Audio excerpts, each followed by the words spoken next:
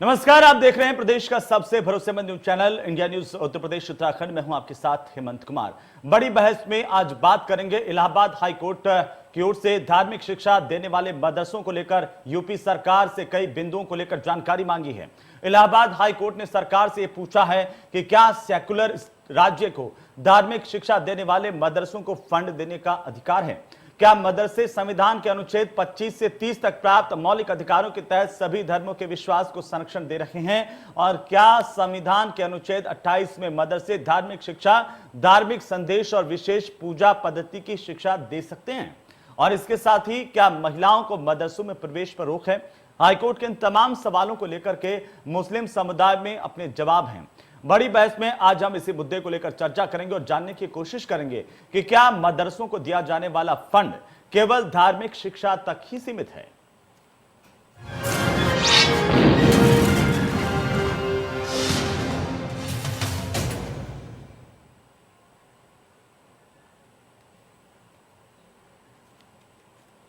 तो हाईकोर्ट की ओर से ये सवाल पूछे जाने पर कई सवाल खड़े हो गए हैं, और साथ ही साथ अब हम आपको सुनवाते हैं कि इस पूरे मामले को लेकर के नेताओं की और मुस्लिम समाज के जो धर्मगुरु हैं उनकी प्रतिक्रिया क्या है। तो हाईकोर्ट अपना ऑब्जर्वेशन दे, उसके बाद सरकार अपना निर्णय दे, सरकार अपनी मंशा बताए, उसके बाद फिर मीडिया समूहों को विपक्ष से पूछने का अधिकार है। इससे पहले विपक्ष क्या बताएगा इस पर? पहले हाईकोर्ट और सरकार अपनी मंशा तो बताए। पहले मदरसों पर हाईकोर्ट और सरकार अपनी मंशा स्पष्ट करे, उसके बाद ही जो मीडिया के समूह हैं वो विपक्ष से गुण दोष के आधार पर पूछ सकते हैं। मदरसों को ऐड देने के लिए भारत के संविधान में प्रावधान है, लेकिन यह सवाल वास्तविकता में है और एक सवाल कानूनी भी है कि क्या मदरसों को दीनी तालीम के लिए ऐड दी जा सकती है। हम इस बात के पक्षधर हैं कि केवल मजहबी तालीम के लिए सरकारी ऐड नहीं दी जानी चाहिए, और उत्तर प्रदेश में योगी आदित्यनाथ जी की सरकार आने के बाद से मदरसों का मॉडर्नाइजेशन करना हमने शुरू किया है, और प्रधानमंत्री नरेंद्र मोदी जी की जो इच्छा रही है कि एक हाथ में कुरान हो और दूसरे हाथ में लैपटॉप हो, आज हम इस पद्धति को लेकर के आगे जा रहे हैं कि मदरसों में दीनी तालीम के साथ साथ में विज्ञान की भी पढ़ाई हो, अंग्रेजी की भी पढ़ाई हो, तमाम जो समसामयिक विषय हैं उन विषयों पर भी पढ़ाया जाए, और कौम अकलियत के बच्चे वो मुख्य धारा से अलग न होने पाए। देखिए, कोर्ट के फैसले का हम सम्मान करते हैं, मगर अक्सर लोग कोर्ट को गुमराह करते हैं, कोर्ट में गलत याचिका दाखिल करते हैं। मदारिस अरबिया का मुल्क की आज़ादी में अहम योगदान रहा है। हमारे मदारिस अरबिया ने इस मुल्क की आज़ादी में बहुत अहम रोल प्ले किया है।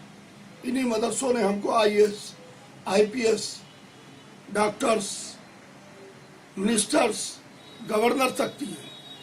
उन मदरसों को उंगली उठाना मेरे ख्याल से गलत है। और जो मदरसे की फंडिंग की बात हो रही है, तो क्या आप मुसलमान को मुल्क के कॉन्स्टिट्यूशन के हिसाब से अगर वो अपनी मजहबी और दीनी तालीम दे रहा है, तो क्या उसको अगर सरकार पैसा दे तो क्या ये गलत है? मैं उन लोगों की सख्त मदद करता हूँ जो लोग मदारिस अरबिया के ऊपर उंगली उठा रहे हैं। तो वहीं इस मुद्दे को लेकर के इंडिया न्यूज के हमारे संवाददाता खुर्रम निजामी ने यूपी सरकार में अल्पसंख्यक मंत्री मोहसिन रजा से खास बातचीत की है, आप भी सुनिए। इलाहाबाद हाईकोर्ट ने राज्य सरकार से पूछा है कि क्या जो मदरसे हैं धार्मिक शिक्षा दे रहे हैं उनको क्या सरकार ग्रांट दे सकती है, फंड दे सकती है। इस पर बात करने के लिए हमारे मौजूद है मोहसिन रजा साहब, जो कि योगी सरकार में मंत्री हैं। मोहसिन साहब, हाईकोर्ट ने सवाल किया और कई बार उठता है कि धार्मिक शिक्षा के लिए सरकार क्यों फंड दे, लेकिन जो एडेड मदरसा होती है सरकार उसके लिए फंड देती है। इस पर क्या जवाब है आपका? देखिए, माननीय उच्च न्यायालय ने जो सवाल पूछा है उत्तर प्रदेश सरकार से, वो तो हमारे LR डिपार्टमेंट से जवाब जाएगा, मंत्रालय से जाएगा। लेकिन आपके सवाल का मैं जवाब देना चाहता हूं, क्योंकि ये जो हमारे मदरसे हैं ये आज हम आधुनिक कर रहे हैं।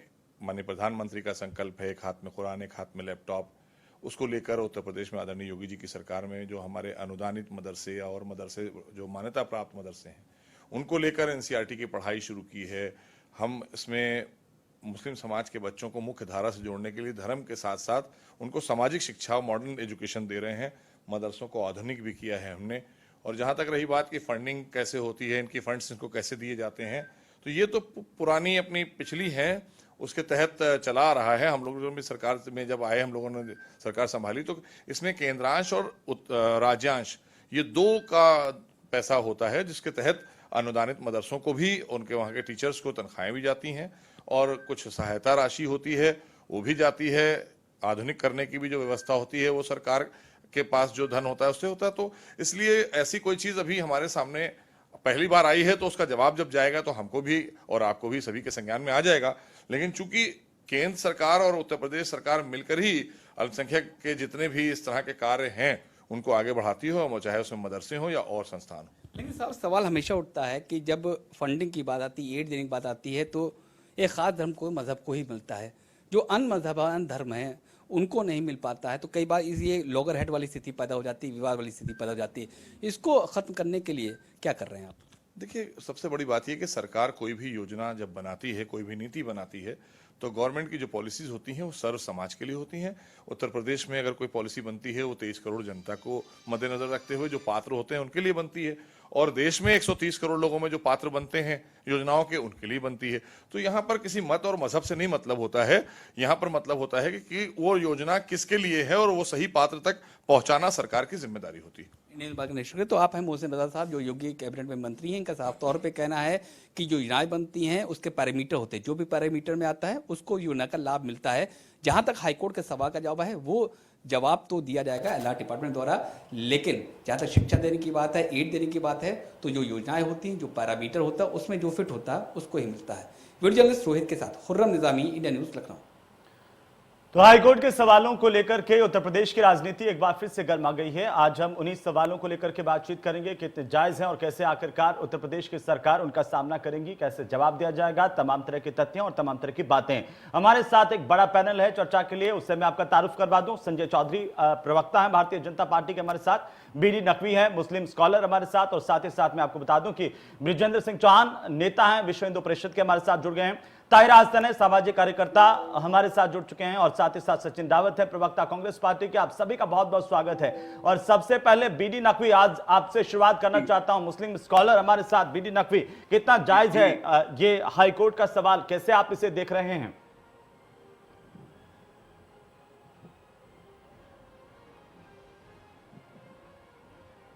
मेरी आवाज आ रही है? बिल्कुल आ रही है सर, बोलिए। देखिए, ऐसा है कि आपने जो डिबेट करा रहे हैं सब्जेक्ट अच्छा है और इस पे बात होनी चाहिए। और सबसे बड़ी बात यह है कि हाई कोर्ट ने सवाल उठाए हैं इस तरह की, जाहिर है उसका जवाब जाएगा सरकार से और लोगों से। मेरा कहना ये है, हिंदुस्तान के अंदर जो बहुत से मदरसे चल रहे हैं, जो मेजोरिटी मदरसा है वो तो गवर्नमेंट फंडिंग नहीं है।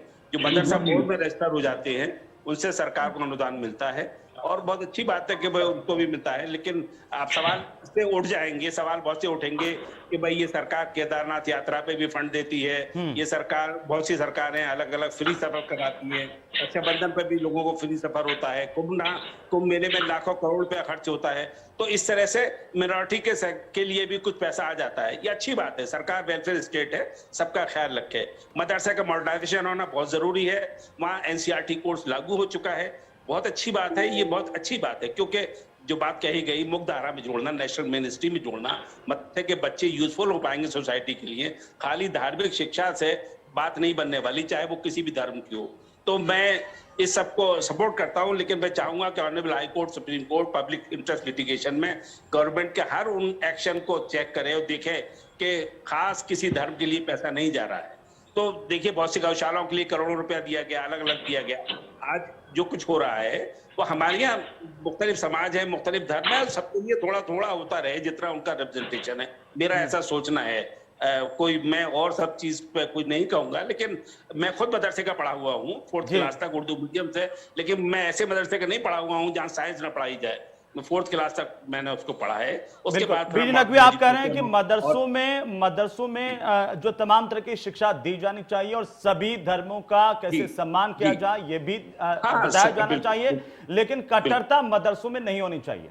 ठीक बात है? नहीं जी, ठीक है। बृजेंद्र सिंह चौहान, एक प्रतिक्रिया जल्दी से इस पर आपकी क्या है?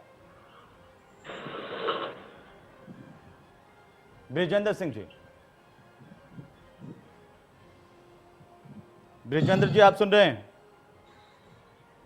चलिए ब्रिजेंद्र जी तक लगता है आवाज नहीं जा रही है। ताहिरा हसन, जल्दी से अपनी प्रतिक्रिया आप दीजिए कि क्या आप इसे लेकर के कैसे देख पा रही हैं, क्योंकि तरह तरह के सवाल अब उठने लगे हैं इस बात को लेकर के कि मदरसों को जो लेकर के फंडिंग हो रही है, हाई कोर्ट ने उसको लेकर के सवाल पूछे हैं।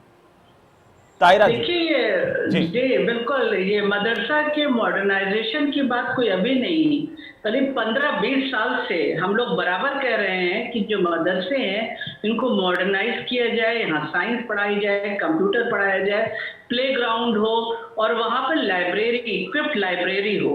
क्योंकि जब देखिए सच्चर कमेटी और रंगनाथ दोनों कमीशंस की जब रिपोर्ट आई तो उसमें यही बताया गया ये कम्युनिटी एजुकेशन में बहुत पीछे है। तो जब एजुकेशन में पीछे है तो जाहिर है कोई देश तभी आगे बढ़ेगा जब सारी कम्युनिटी आगे बढ़े, प्रोग्रेस करे। शरीर तभी स्वस्थ होगा जब उसके एक एक अंग जो है वो स्वस्थ हो। तो ये जाहिर है बात है कि इसको साइंटिफिक टेम्पर वहां पे होना चाहिए, उन बच्चों को बेहतर एजुकेशन मिलना चाहिए। और मेरा मानना है कि रिलीजियस टीचिंग जो है उसके लिए आप घर पे कर सकते हैं या कोई इदारा हो तो उसकी फंडिंग लोग खुद करें, उसकी फंडिंग की जरूरत नहीं है। ये जो मदरसे हैं इनको मॉडर्नाइज किया जाए, इनको पढ़ाया जाए, इसमें सारे सब्जेक्ट पढ़ाए जाए, लोगों का जहन जो है वो रोशन किया जाए। लड़कियों के मदरसे अलग कर दीजिए, लड़कियों को वहां एजुकेशन दिया जाए, क्योंकि बहुत मार्जिनलाइज हमारी कम्युनिटी में लोग हैं। तो मार्जिनलाइज लोग जो है अगर सिर्फ रिलीजियस, लेकिन ताहिरा जी, लड़कियों को अलग क्यों किया जाए? लड़कियों का अधिकार नहीं है क्या साथ में पढ़ने का? बिल्कुल अधिकार है। मैंने कहा कि जो ये इनके मदरसे अलग से इन्होंने बनाए हैं, लड़कियों के तो बिल्कुल इक्विप्ड नहीं है, उनको भी तो इक्विप करें, तो गलत करें, उन्हें भी हर चीज दें, उन्हें सारी चीज मुहैया तो कराएं पहले जी। लड़कियों के हैं, लड़कियों के मदरसे अलग हैं, उनको इक्विप करें ना, उनको इक्विप करें, उनको हॉस्टल बेहतर हो, उनके खाने का बेहतर हो। मेरा कहना है उनको भी बेहतर एजुकेशन दे कि लड़कियां भी हमारी पढ़ के बाहर निकले, साइंस भी पढ़े, इंग्लिश भी पढ़े, कंप्यूटर भी उनको आता हो और वहां खेलने का भी इंतजाम हो, उनके प्लेग्राउंड भी उनको मिले, ऑलराउंड डेवलपमेंट हो जी। सचिन रावत जी, चलिए ताहिरा जी मैं आता हूँ, एक एक कमेंट सबका हो जाए उसके बाद मैं आता हूँ, वापस से चर्चा पर आता हूँ। सचिन रावत जी बताइए, क्या सोचते हैं आप, कैसे देख रहे हैं इसको? देखिए हेमंत जी, जहां तक हाईकोर्ट ने सरकार से जवाब मांगा है जी, अभी तो सरकार का अभी जवाब आना बाकी है। जब सरकार का जवाब आएगा तो कांग्रेस पार्टी कोई प्रतिक्रिया देगी। सरकार का जवाब आ गया ना, देखिए सरकार का जवाब आ गया ना, हमने दिखाया ना मोहसिन रजा का बयान इस पूरे मामले को लेकर के। देखिए मोहसिन रजा जी की बात जो है वो कोई सीरियस नहीं लेता है। नहीं, कैबिनेट मंत्री है सरकार का, क्यों नहीं लेता? सुन लीजिए जी, सुन लीजिए साहब जी, क्योंकि देखिए क्या है, उनका एजेंडा क्लियर है कि जो योगी आदित्यनाथ जी लिख करके दे देते हैं वो मोहसिन जी पढ़ देते हैं। लेकिन जब तक अधिकृत कोई चीज ना हो जाए तब तक उस पर हम आप बात करने का कोई मतलब नहीं है। लेकिन ताहिरा जी ने जो बात कही मुझे बड़ी अच्छी लगी। देखिए जहां तक मदरसों का जब आधुनिकीकरण हो जाएगा, जब उनको संसाधन मिल जाएंगे और वहां पे हर चीज का अलग अलग स्तर सभी धर्मों के बारे में बताया जाएगा, हर चीज बताया जाएगा तो अच्छी बात है। लेकिन जिस तरह से 4.5 साल में जो 5000 मदरसे जो सरकार ने उनको छाटा और उनको अपनी लिस्ट से बाहर किया, क्योंकि वो मदरसे जब ऑनलाइन जब सारी चीजें की जा रही थी तो वहां पर्याप्त मात्रा में चीजें नहीं थी, पर्याप्त मात्रा में ऐसी चीजें पाई गई जो आने वाले समय के लिए घातक थी। लेकिन आज की डेट में मैं कह सकता हूं कि जिस तरह से सरकार को यह भी सोचना होगा कि जो अनुदान मदरसों को दिया जा रहा है वो अनुदान सरकारी पाठशालों को दिया जाता है, विश्वविद्यालयों को दिया जाता है, लेकिन उसका जो है आने वाले समय में कैसे यूटिलाइज हो ये भी आने वाले समय में सरकार को बताना पड़ेगा।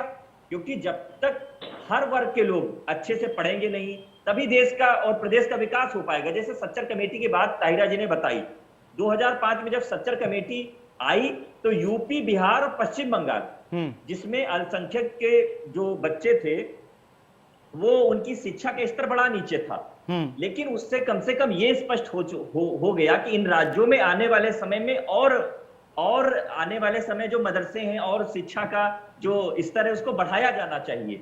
तो आने वाले समय में अगर शिक्षा का स्तर बढ़ेगा और जो लोग जागरूक होंगे तो ये अच्छी चीज है। लेकिन सरकार को इस पे स्पष्ट अपना वर्जन देना चाहिए और आने वाले समय में जब अनुदान दिया जा रहा है तो उसकी भी फेयर लिस्ट जारी करना चाहिए, क्योंकि पिछले सरकारों में जो मदरसों में लूट घसूट हुई अनुदान के नाम पर, भ्रष्टाचार हुआ है, तो उसपे पूर्ववर्ती सचिन सरकार रावत, जिम्मेदार सचिन थी। रावत, पिछले मैं 4 चाहता साल हूं में कि ये उस पर सरकार आप रही है, ये भी सचिन जिम्मेदार रावत जी उस पर भी आप कुछ बोल दीजिए कि हाईकोर्ट ने कहा कि धर्म विशेष का प्रचार प्रसार करने और धार्मिक शिक्षा देने वाले जो मदरसे हैं उनको सरकारी मदद यानी कि जो फंडिंग की जा रही है वो उचित है या नहीं है, वो सही है या नहीं है? देखिए हेमंत जी, ये तो सरकार को जवाब देना है, लेकिन हमारी प्रतिक्रिया बस इतनी है कि देखिए जो जिस धर्म का प्रचार प्रसार करता है, लेकिन आप अगर किसी मदरसे में या पाठशाला में हर धर्म के बारे में लोगों को बताएंगे, अपने लोगों को बताएंगे तो अच्छी चीज रहेगी, सब में कम्युनिकेशन होगा। और आने वाले समय में, क्योंकि मदरसों में जब बच्चे पढ़ते हैं तो वो आने वाले समय में विश्वविद्यालय में जाते हैं। सचिन रावत, आप कह रहे हैं कि मदरसों में, देखिए मदरसों में धार्मिक कट्टरता नहीं फैलानी चाहिए, सभी धर्मों को पढ़ाया जाना चाहिए और सर्वधर्म समभाव की बात होनी चाहिए, संविधान के मुताबिक चलनी चाहिए, ये मान लो आपकी प्रतिक्रिया। चलिए बृजेंद्र सिंह चौहान के पास जाता हूं। बृजेंद्र जी, आपको आवाज आ रही है? बृजेंद्र जी हमारे साथ हैं, आपको आवाज मिल रही है मेरी?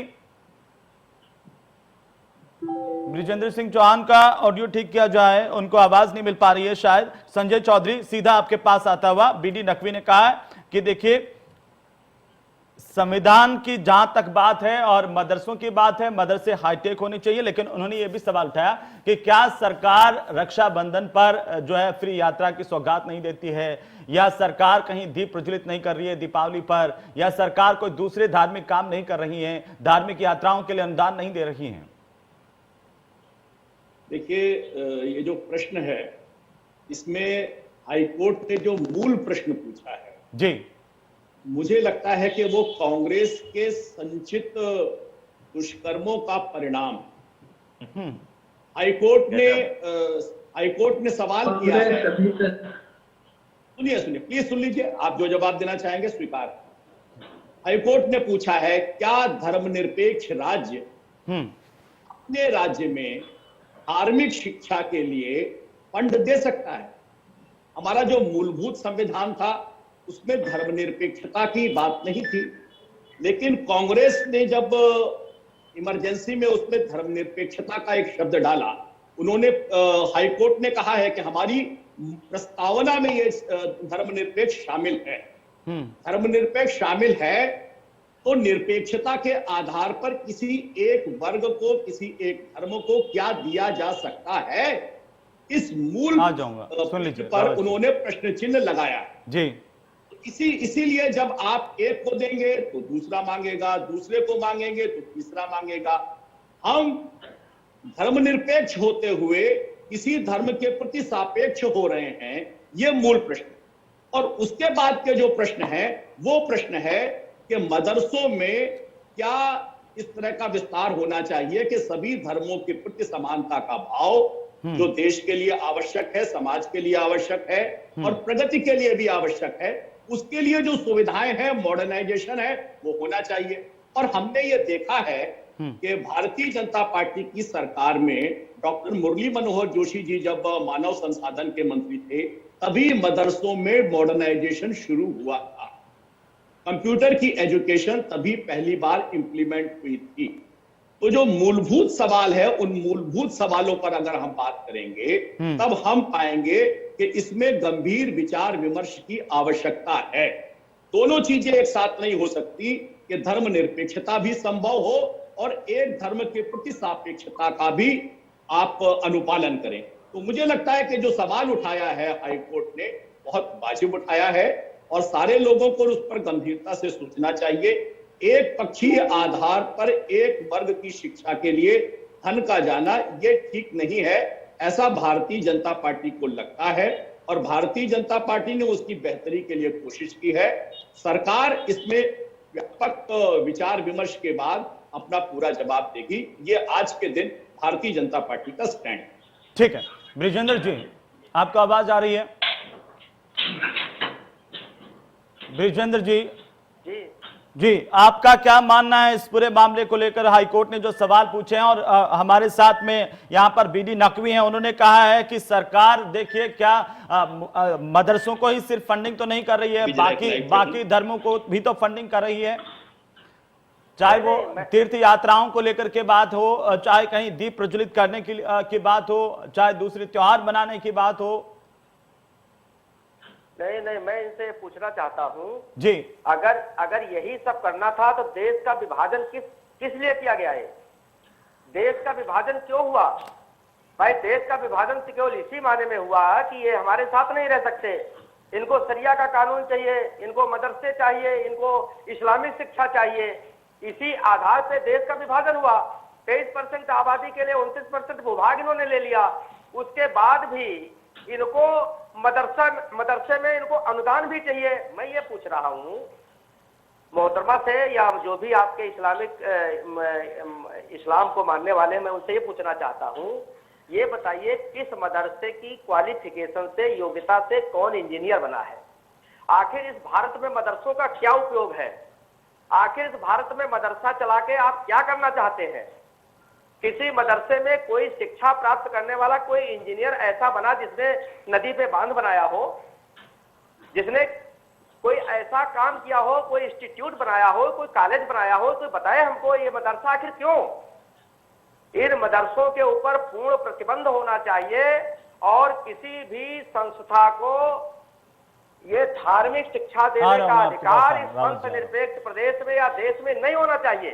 जी, ये जो ये हमारा हाईकोर्ट, माननीय हाईकोर्ट ने कहा है, इसका अक्षरशः पालन करते हुए सरकार को मदरसों को बंद कर देना चाहिए। मेरी राय अपनी ये है। संजय चौधरी तो कह रहे हैं कि सरकार इसका जवाब तो देगी, लेकिन मोहसिन रजा पहले ही कह चुके हैं कि सरकार मदरसों को हाईटेक कर रही है।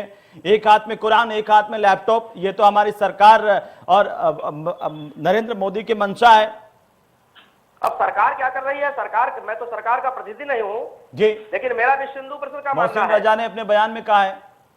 हाँ, उनका अपना मंतव्य होगा, उनका अपना कहना होगा, लेकिन हम तो हमारा यही मानना है कि मदरसे इस चलिए, आपने जो सवाल उठाया है, आपने जो सवाल बीडी नकवी उसका जवाब दे रहे हैं। बीडी नकवी जी जवाब दीजिए।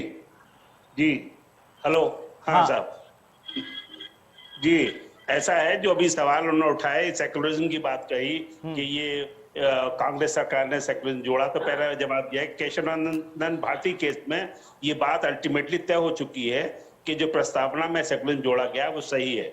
उसके बारे में अब जो है, जो हमारे बोल रहे थे विश्व परिषद वाले, तो उनको ये बता दूं। मैं जो बात कहना चाह रहा हूँ वो ये है कि उन्होंने बात कही विभाजन की, हम उस त्रासदी को अभी भी झेल रहे हैं। विभाजन जो हुआ उसके अंदर हिंदुस्तान की आवाम से नहीं पूछा गया। चंद लोग, जमींदार लोग वोटर हुआ करते थे, उन्होंने वोट दे दिया, उन्होंने विभाजन को माना। आम किसी बढ़ई, किसी लोहार, किसी धोबी, किसी गरीब आदमी से वो हक ही कहाँ था ये वोट देने का कि वो ये बताता कि साहब डिवीजन सही है गलत है। हम तो डिवीजन के खिलाफ हैं, हमारे आबा अजदाद खिलाफ है, हम खिलाफ है।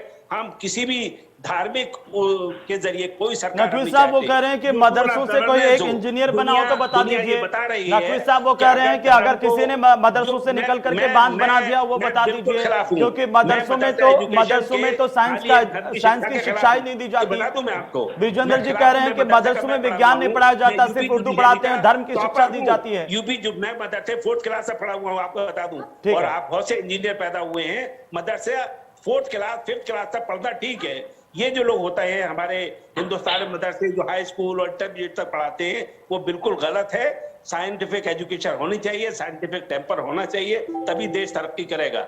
मैं जब सरकार ने एनसीईआरटी का कोर्स लगाया, मैंने टीवी पर बैठकर इस बात को सपोर्ट किया। तो अच्छा काम होगा, चाहे वो बीजेपी करे या कोई भी सरकार करे, हम उनको सपोर्ट करेंगे। हम एक मिनॉरिटी नागरिक है, यहाँ का टैक्स पेयर है, वो देता है और उसको उसके हिसाब से मिलना चाहिए जो रेपुटेशन है उसका, लेकिन उन्हें भी बदलना होगा। ये मैं इस तरफ हूं। ठीक है, ताहिरा हसन जी। जी देखिए, अभी उन्होंने कहा विभाजन की बात की। मेरा ये कहना है कि विभाजन, जो लोग विभाजन में इंटरेस्टेड थे उन्होंने किया, जो लोग यहाँ रुके वो सेकुलर डेमोक्रेटिक सेटअप में रहना चाहते थे, वो सबसे बड़े लोकतंत्र का हिस्सा बनना चाहते थे। और वो यहीं के थे, उनके बाप दादा यहीं पे रहे। और ये सबसे बड़ा लोकतंत्र बाबा साहब भीमराव अंबेडकर के संविधान से चलता है, इसीलिए फिर वो संविधान बनाया गया और संविधान में सभी चीजों को देखा गया।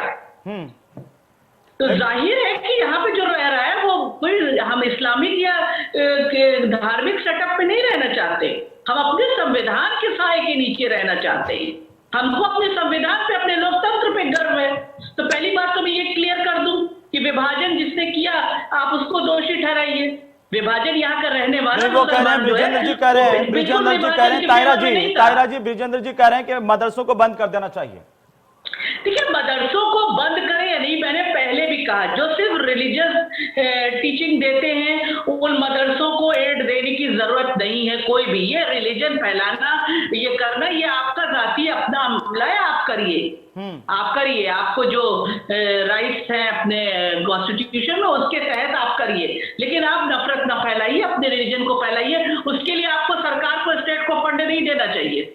मेरा कहना है जो मदरसे हैं जिसमें गरीब बच्चे जाते हैं, क्योंकि रंगनाथ और स्ट्रक्चर कमेटी ने पूरी पिक्चर साफ कर दी है कि एजुकेशन बहुत पीछे है, तो जाहिर है उनको मॉडर्नाइज किया जाए। देखिए, अगर आप मॉडर्नाइज नहीं करेंगे मदरसों को तो आप क्या चाहते हैं कि ये कम्युनिटी वही मौलानाओं के पीछे चलती रहे, उनके डिक्टेट पे चलती रहे? अरे उनको उनके दिमाग को रोशन होने दीजिए, उन्हें पढ़ने दीजिए, वो खुद डिसाइड करेंगे कि कुरान में क्या लिखा, वो खुद डिसाइड करेंगे कि हमें क्या पढ़ना। जी सचिन रावत जी, जल्दी से इस पर टिप्पणी कीजिए, क्योंकि आप पर गंभीर आरोप है कि आपने धर्मनिरपेक्ष शब्द जोड़ा और साथ ही साथ ये भी सवाल वो कह रहे हैं कि मदरसों को बंद कर देना चाहिए। आपका क्या मानना है इस पर? देखिए हेमंत जी, संजय चौधरी जी को मैं बताना चाहूंगा, जब हाईकोर्ट ने सरकार से पूछा तो उस पर उनको जवाब देना पड़ेगा। तो वो पढ़ाई कीजिए, पढ़ाई बहुत जरूरी है उनके लिए। ठीक है ताहिरा जी, ताहिरा जी ठीक है, को रोशन करिए। और ताहिरा जी देखिए, जो हिंदुस्तान का मुसलमान है वो यहीं का है, इसी मिट्टी का है, बिल्कुल बिल्कुल यही उस पर कोई सवाल नहीं है, उस पर कोई सवाल नहीं। ताहिरा जी, सचिन रावत बोलिए। हाँ, और रही दूसरी बात जो ब्रिजेंद्र जी कह रहे थे, जो विश्व हिंदू परिषद से हैं, उन्होंने ये कहा कि मदरसों को बंद कर देना चाहिए।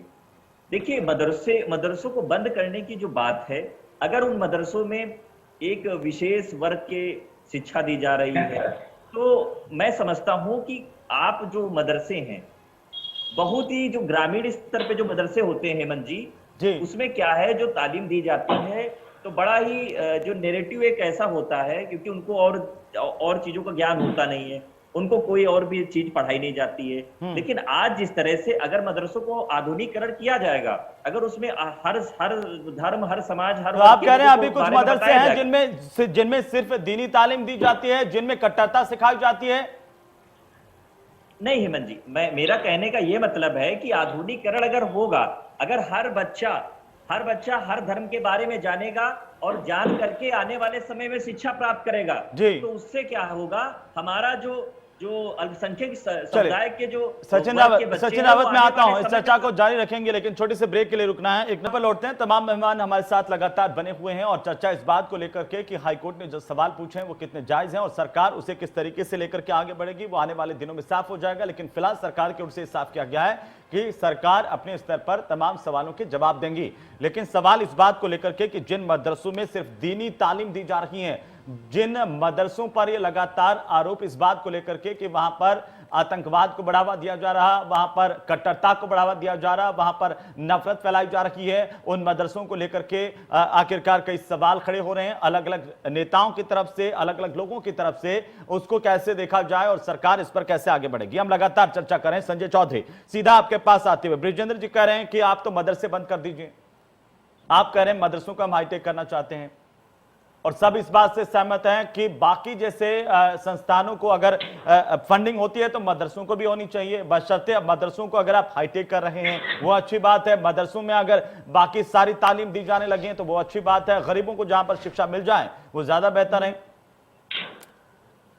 देखिए, इस बात का अफसोस है कि एक तो बहुत अच्छी बात है कि आज हमारे इस पैनल में जो मुस्लिम समाज के दोनों नुमाइंदे बैठे हैं, वो सब बहुत अच्छे तरीके से इस बात को आगे बढ़ाने के पक्षधर हैं, विकासवाद के पक्षधर हैं और नए समय के साथ कैसे हम सबको बदलना चाहिए उस बात के पक्षधर हैं, ये सबसे अच्छी बात है। जी बिल्कुल, मैं इसी बात को अप्रिशिएट कर रहा हूं, लेकिन दुर्भाग्य की बात देखिए जी कि जो पॉलिटिकल पार्टी के नुमाइंदे बैठे हैं मेरे साथ, हाँ, उनकी सोच इस प्रगतिशील मुस्लिम समाज की सोच से कंट्राडिक्ट कर रही है, ये उससे मेल नहीं खाती। अरे भैया बताया तो हमने बताया, आप यहाँ बैठ करके ध्रुवीकरण जो करना चाह रहे हो वो नहीं होगा, क्योंकि कांग्रेस पार्टी का स्टैंड बिल्कुल क्लियर है। कांग्रेस पार्टी का स्टैंड क्लियर है कि जब सरकार का जवाब आएगा तब हम जवाब मैं आपकी बात सुन रहा था, मैं आपकी बात सुन रहा था। सचिन रावत बोलने में इतना डर क्यों लगता है आपको? अगर आप अगर खड़े होते साथ में, अगर आप मुस्लिम समाज के विकासवाद के साथ खड़े हैं तो खुल करके बोलने की हिम्मत रखिए संजय जी। सचिन रावत अगर आप वाकई मुस्लिम समाज के साथ में विकास को लेकर खड़े हैं तो खुल करके क्यों नहीं बोलते? मैं आपकी बात सुन रहा था ना, मैं आपकी बात सुन रहा था, मैं आपकी बात सुन रहा था, अब आप हमारी बात सुनो, सच्चाई सुनो मेरे भाई, अरे सच्चाई हम जानते हैं, जनता जानती है, आप यहाँ ध्रुवीकरण करने की कोशिश कर रहे हैं, वो नहीं होगा। थोड़ा सुनो, थोड़ा सुनना सीखो मेरे भाई। हम लोग नहीं, जनता सुन रही है, उत्तर प्रदेश में जनता जानती है आपका काला चेहरा। ध्रुवीकरण जमीन पे आप लोग जाने वाले हैं, क्योंकि आपके विधायकों को भगाया जा रहा है, आपके विधायकों को जनता कैसे आशीर्वाद दे रही है, जानते हैं संजय जी? इसको भी मैं आपकी बात सुनना पड़ेगा। आप सच नहीं सुन रहे हैं, हम तो सच सुन रहे हैं। अरे भैया सच बोलते कहाँ लोग हैं, आप लोग तो झूठ बोलते हैं। सचिन रावत शांत हो जाइए। सचिन रावत एक एक करके देखिए, ऐसे अलाउ नहीं करूंगा। सचिन रावत जी शांत हुई। सचिन जी, सब लोग शांति से बात कर रहे हैं, सब लोग शांति से बात कर रहे हैं। संजय जी एक मिनट, बिस्तर बांध लीजिए। अब उत्तर प्रदेश की जनता विधायक करने जा रही है आपकी, जनता करने जा रही है भैया, जनता करने जा रही है। हम लोगों की बात मत करिए, आपके विधायकों को भगाया जा रहा है, मारा जा रहा है, पीटा जा रहा है। अरे भैया अपने विधायकों से पूछिए हाल, आपके मंत्री चिट्ठी लिख रहे हैं, भैया हमें जन आशीर्वाद के प्रोग्राम मत भेजिए, इनका मुंह बंद कराइए भाई जरा, हम लोग मुंह बंद कराइए। संजय जी एक मिनट शांत करेंगे। संजय जी अब होने वाला नहीं है। सुनिए, एक मिनट शांत हो जाइए और सुनना भी सीखिए। सचिन जी वो बोल रहे हैं, उसके बाद आप अपनी बात कर लीजिएगा, पहले उनको सुन लीजिए वो क्या कहना चाह रहे हैं। अब आपस में अगर आप दोनों ऐसे लड़ेंगे तो समय तो निकलता जाएगा। सब लोग शांति के साथ अपनी बात कर रहे हैं। देखिए आज कोई हो हल्ला नहीं है। संजय चौधरी बोलिए। देखिए, मैं इनकी बात को बहुत संजीदगी से सुन रहा था और मैं आशा कर रहा था कि कांग्रेस के मित्र बहुत ध्यान से सुनेंगे और जवाब देंगे। ठीक है। ये कहते हैं कि हमने मुस्लिम को इस्तेमाल किया। आप बताइए, मुसलमान समाज के लिए सबसे पहले रोजगार के लिए अरब के दरवाजे किसने खोले? आपने खोले क्या? मदरसों के मॉडर्नाइजेशन का काम डॉक्टर मुरली मनोहर जोशी ने किया, वो भाजपा के थे, वो आप थे क्या? नहीं थे ना। मुसलमानों की सबसे बड़ी समस्या, मुस्लिम समाज में जो मुस्लिम स्त्रियां हैं वे एक बड़ी सामाजिक समस्या से ग्रस्त थी, उनके लिए काम आपने किया क्या? 3 तलाक को भारतीय जनता पार्टी के श्री नरेंद्र मोदी जी ने लाया। उसके बाद मुस्लिम समाज की सबसे बड़ी समस्या दंगा, अपराध, इसको योगी जी ने रोका। आपने कौन सा काम किया मुसलमान समाज के लिए? आपने केवल और केवल मुसलमान समाज को as a vote bank use किया और उसी के कारण आप नहीं चाहते ना। मैं आपकी बात सुन रहा था, मेरी बात सुनिए, जवाब दे दीजिए। बोलिए। आपने केवल और केवल मुस्लिम समाज को एज ए वोट बैंक इस्तेमाल किया और लगातार कर रहे हैं। उनकी किसी भी मॉडर्नाइजेशन की बात आप नहीं करते हैं। आप चाहते हैं कि वह वैसी ही एजुकेशन पाए, वो उसी सामाजिक स्तर में रहें, वे वैसी ही सोच के साथ रहें, उनके अंदर जो मानसिकता है वो विकसित मानसिकता ना आए, मॉडर्नाइजेशन उनमें ना आए। इन सारी चीजों का विरोध केवल और केवल वोट के लिए आप करना चाहते हैं। आपके सवालों को मैं सुन, लेकिन आप सच्चाई सुनेंगे नहीं, क्योंकि आप जब मुस्लिम समाज की आगे बढ़ने की बात हुई हो, आप हमेशा चले आए, चाहे मुस्लिम समाज की जवाब दे दूं। एक मिनट कोई बात नहीं, सुन रहा हूं। अरे मंच नहीं है ना, अब हमारा जवाब राजीव गांधी के समय, राजीव गांधी के समय मुस्लिम विधवाओं का प्रश्न आया था। आरिफ मोहम्मद खान के जवाब के कारण आपके प्रधानमंत्री की बोलती बंद हो गई थी? कब मुस्लिम समाज के सामाजिक सुरक्षा के लिए आप आगे आए? एक जवाब आप हमें दे दें। ठीक है, शाहबानो केस पर सीधा सवाल वो पूछना चाह रहे हैं आपसे, बोलिए। देखिए, सबसे पहली बात, सारे सवालों का जवाब दे दीजिए आप। सुन लीजिए संजय जी, मैं बताना चाहूंगा सच्चर कमेटी 2005 में आई। सच्चर ठीक है, कमेटी सच्चर कमेटी जब आई, जी। मैं हेमंत जी पूरी बात करूंगा, उसके बाद में आप ठीक है सवाल हाँ, लीजिए। ठीक है, बोलिए। देखिए, सच्चर कमेटी 2005 में आई और उस कमेटी में उत्तर प्रदेश, बिहार और पश्चिम बंगाल, इन 3 राज्यों में शिक्षा का स्तर गिरा था। अल्पसंख्यक के जो बच्चे थे, एक विशेष वर्ग के थे, और उनका शिक्षा का स्तर लगातार गिरा था। 30 साल से उत्तर प्रदेश में हमारी सरकार नहीं, बिहार में हमारी सरकार नहीं, पश्चिम बंगाल में हमारी सरकार नहीं। लेकिन जब सच्चर कमेटी की रिपोर्ट आई, भारतीय जनता पार्टी की सरकार रही, समाजवादी पार्टी की सरकार रही, बहुजन समाजवादी पार्टी की सरकार रही, तो जिम्मेदारी किसकी?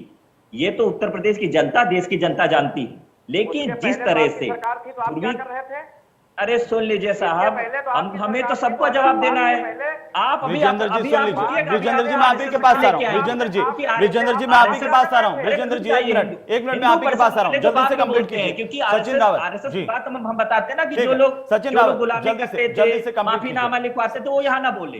देखिए, सचिन जहां जी। तक मैं बताना चाहूंगा कि जब 30 सालों से हमारी यहाँ मेरे सरकार सवाल नहीं का थी। जवाब दे दो। अरे भाई, भैया हमने भी तो सवाल पूछा अरे था। सुन लीजिए ना, उसका जवाब दो। जवाब जो मैंने कहा, परेशान है, हम जवाब दे रहे हैं ना, हम जो बता मैंने तो रहे 4 हैं। काम बताए वो अरे हमने किए भैया, कि आपने किए? सुन तो लीजिए और साहब। अगर मुस्लिम समाज इतना फिर वही पीछे बात। है तो आप ही शासन कर रहे थे। आप ही के समय सच्चर की रिपोर्ट आई, क्या किया अच्छा, आपने? बताइए, 14 तक उत्तर क्या किया प्रदेश- आपने? मुझे लग रहा है कि 14 तक केंद्र में सचिन कौन रावत था? सचिन 14 रावत तक केंद्र में सचिन कौन रावत था? सचिन कौन सा रावत केंद्र में? सचिन रावत के सवाल का जवाब दीजिए। सचिन रावत सचिन रावत सुनिए, अरे सुनिए, सुन लीजिए साहब, एक मिनट संजय जी एक मिनट में पूछ रहा हूँ, संजय जी शांत होइए, मैं पूछ रहा हूँ एक एक करके मैं पूछ रहा हूँ ना, बाकी सब लोग भी है, संजय चौधरी एक मिनट। शिक्षा का मामला हमेशा प्रदेश का होता है। चलिए संजय चौधरी एक मिनट शांत हो होइए, संजय चौधरी शांत होइए। शिक्षा भी अरे सुन तो लीजिए, जब उत्तर प्रदेश में हमारी सरकार नहीं थी, तो जिम्मेदारी हम कैसे लें? जिम्मेदारी पूर्ववर्ती सरकारों की थी। आपकी सरकार नहीं। अरे सुन तो लीजिए, 70 साल शासन किसने किया? अरे 70 साल शासन किसने किया? शासन किया आपने। मुसलमान पीछे हुए आपके शासनकाल में। अरे आज का जो इशू है उस पर डिस्कशन हो। अरे भैया, ये लोग सिर्फ और ध्रुवीकरण करने के लिए आ रहे हैं। आज अगर कांग्रेस पार्टी अल्पसंख्यक और मदरसों की बात आधुनिकीकरण कर रही है, तो ये लोग, इन लोगों को बुरा लग रहा है, क्योंकि इनको वोट नहीं मिलेगा आने वाले समय में। आप जो है, जनता जानती है, जनता जानती है, आपका काला ध्रुवीकरण नहीं चलेगा। संजय जी, यहाँ हिंदू मुसलमान नहीं चलेगा। सचिन रावत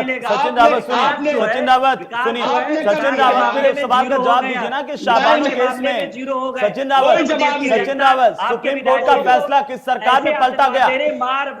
अगर मुस्लिमों के इतने बड़े हितैषी थे शाहबानो केस में, सचिन रावत जनता तो जवाब देगी, आप भी जवाब देंगे ना।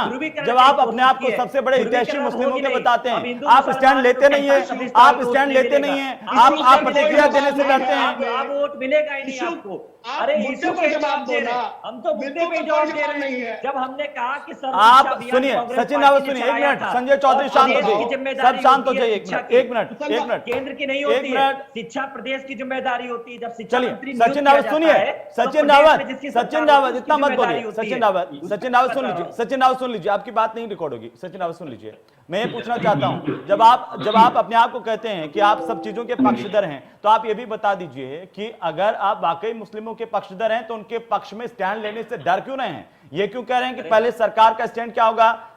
क्यों भाग रहे हैं उस बात से? उस सवाल का जवाब क्यों नहीं देते कि शाहबानो केस पर सुप्रीम कोर्ट का फैसला किसकी सरकार ने बदला? और अगर 3 तलाक के मसले पर भी आप स्टैंड नहीं ले रहे थे, 3 तलाक का मसला हुआ उसके बाद आप बोलने लगे, अभी भी आप बता दीजिए ये तो अच्छा है कि बुरा है? देखिए, सबसे पहली बात, उत्तर प्रदेश में स्टैंड लेना तो पड़ेगा ना सर। जब आप अपने आप को हितैषी दिखाएंगे, आपको वोट भी चाहिए और आप स्टैंड भी नहीं लेंगे। अरे मैं बता तो रहा हूं हेमंत जी, बताइए बताया ना कि उत्तर प्रदेश में हमारी सरकार तो है नहीं। मैं तो ये पूछ रहा हूं, शाहबानो केस में सुप्रीम कोर्ट का, शाहबानो केस में, सुनिए ना, सुनिए, की सरकार से सवाल किया, शाहबानो केस में मैं आपसे पूछ रहा हूं, आपने उनका जवाब दे दिया ना, आपने उनका जवाब दे दिया ना, आपने, सचिन जी आपने उनका जवाब दे दिया ना, आपने उनका जवाब दे दिया। मैं आपसे पूछ रहा हूं, शाहबानो केस में सुप्रीम कोर्ट का फैसला क्यों बदला गया और किसने बदला, किसकी सरकार में बदला? क्या शाहबानो उसकी हकदार नहीं थी? आप तो वाकई हितैषी थे महिलाओं के, मुस्लिम महिलाओं के। जी, जहां तक अभी मसूद साहब की बात आई थी, अरे सर, शाहबानो केस पर फैसला किसने बदला, क्यों बदला, बताइए ना। अरे सुन तो लीजिए, पूरी बात तो आ जाने दीजिए, उसके बाद जब क्या शाहबानो के साथ अन्याय नहीं हुआ? शाहबानो अधिकारी नहीं थी उस बात की कि उनको न्याय मिलता? बिल्कुल थी। तो गलतियां हुई हमारी राजनीति से।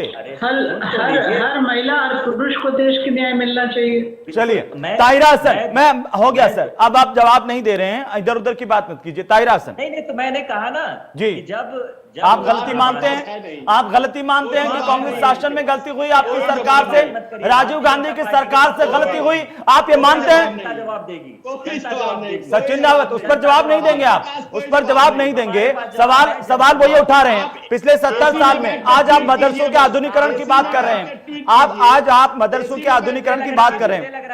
हर बार सत्ता में आने के लिए चुनाव से पहले आप कह देंगे कि हम मदरसों का आधुनिकीकरण करना चाहते हैं। क्यों नहीं किया भाई अब तक? रेप हुआ तो कौन बताएगा? सड़कों पे संघर्ष किया आपकी सरकार, आपकी सरकार ने सड़कों पर संघर्ष किया नहीं किया? मैं कह रहा हूं, आज आप कह रहे हैं कि आधुनिकीकरण होना चाहिए, देश में आपकी सरकार रही, अब तक तो सारे मदरसे जो है वो उनका आधुनिकीकरण हो जाना चाहिए था, क्यों नहीं किया? बिल्कुल मैंने बताया ना कि जब कितने किया? यूपीए 2 की सरकार थी, और मैं आपको एक बहुत बड़ा लंबा वक्त गुजरा है सचिन रावत साहब, इसे आप जस्टिफाई नहीं कर पाएंगे, आपको भी पता है।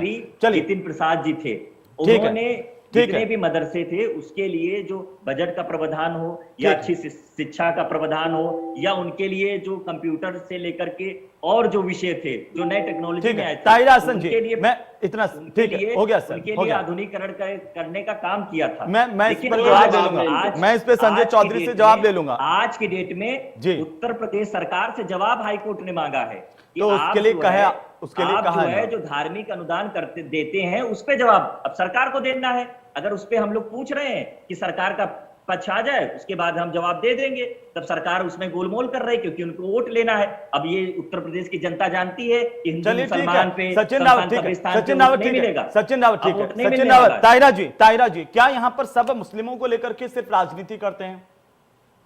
मुस्लिमों के विकास की सोच को आखिरकार अमली जामा कौन पहना रहा है? नहीं, बिल्कुल सही कह रहे हैं आप। मैं कह रही हूँ ना, कम्युनिटी इतनी बैकवर्ड है, इसको कहने में कोई गुरेज नहीं है मुझे। पढ़ाई की शिक्षा का स्तर बहुत नीचा है। आप देखिए, लखनऊ उत्तर प्रदेश का कैपिटल है, वहां जाके देखिए, जो महिलाएं, मेहनतकश महिलाएं, मैं तो वीमेन एक्टिविस्ट हूँ, महिलाओं में काम करती हूँ, तो वहां पे मैं देख रही हूँ बच्चियां स्कूल नहीं जाती। भाई रंगनाथ ने जो अपना रिपोर्ट दी थी, उसमें उन्होंने कहा था डेंस मुस्लिम एरियाज में नवोदय के तर्ज पे स्कूल खोले जाए। और जो लेकिन ताहिरा जी एक सवाल आप लोगों के सामने भी होता है, ताहिरा जी एक सवाल आपके सामने भी होता है, ताहिरा जी, क्या इसके लिए खुद मुस्लिम समाज जिम्मेदार नहीं है? और वो जो बताएंगे मौलाना साहबान, उस पे नहीं चलेंगे लोग ठेका नहीं उठा पाएंगे कम्युनिटी का। कम्युनिटी अपना दिमाग से काम जल्दी से करेगी। विजय जी, जल्दी से विजेंद्र जी, मॉडर्नाइज मदरसे को मैं क्यों कह रही हूँ? बस आप कह रहे हैं मदरसा बंद कर दीजिए। अरे जरा बंद कर दीजिए। मैं कहती हूँ सरकारी स्कूल अच्छे खोल दीजिए डेंस पॉपुलेटेड एरिया में, आप वहां पे अच्छी मॉडर्न एजुकेशन दीजिए। हमारा मकसद तो है कि उन्हें एजुकेशन मिले, हमारा मकसद तो है कि वो साइंटिफिक पेपर से लैस हो, हमारा मकसद है कि वो पढ़ लिख के अच्छा सोचे, बेहतर सोचे, किसी के भड़काने में ना आए, अपने दिमाग का इस्तेमाल करें। लड़कियां अपने परों पे उड़े, अपने परों पे परवाज करें आकाश में। हम तो यही चाहते हैं ना जी। तो आप मदरसा बंद करें, खोलें। मेरा कहना है कि वहाँ गरीब बच्चे जाते हैं, मार्जिनलाइज क्लास के, आप देखिए मदरसों में, और ना पढ़ाई हो रही, ना लिखाई हो रही है, वो खुद ही सब खा पी के बैठ जा रहे हैं। अरे भाई अकाउंटेबिलिटी फिक्स कीजिए ना। अगर आप एड दे रहे हैं उनको, फंड दे रहे हैं, ये आपने बहुत अच्छी बात कही है, ये सही बात है ताहिरा जी। ताहिरा जी, ये सही बात है कि आधुनिकीकरण भी करना चाहिए और बंद करने के बजाय आप बंद कर दीजिए तो भी कोई परेशानी नहीं है, लेकिन उसके लिए बच्चों की शिक्षा को लेकर व्यवस्था तो हो, आखिरकार अच्छे स्कूल्स हो जहां पर गरीब बच्चे पढ़ सकें और उनको तालीम मिल सके, यही सवाल सबसे बड़ा है। बहुत बहुत शुक्रिया, मैं माफी चाहता हूं समय नहीं बचा, मैं चाहता था कि आप लोगों से और चर्चा करूं, लेकिन बहुत बहुत शुक्रिया आप सभी का, संजय चौधरी जी, बीडी नकवी साहब और ब्रिजेंद्र सिंह चौहान जी, ताहिरा हसन और सचिन रावत जी, आप सभी का शुक्रिया। लेकिन फिलहाल वो सवाल अभी भी खड़े हैं जो हाईकोर्ट की ओर से पूछे गए हैं और आने वाले दिनों में सरकार उन सवालों का जवाब देंगी। आखिर सरकार की ओर से जवाब क्या होंगे, यही देखने वाली बात होंगी। नमस्कार।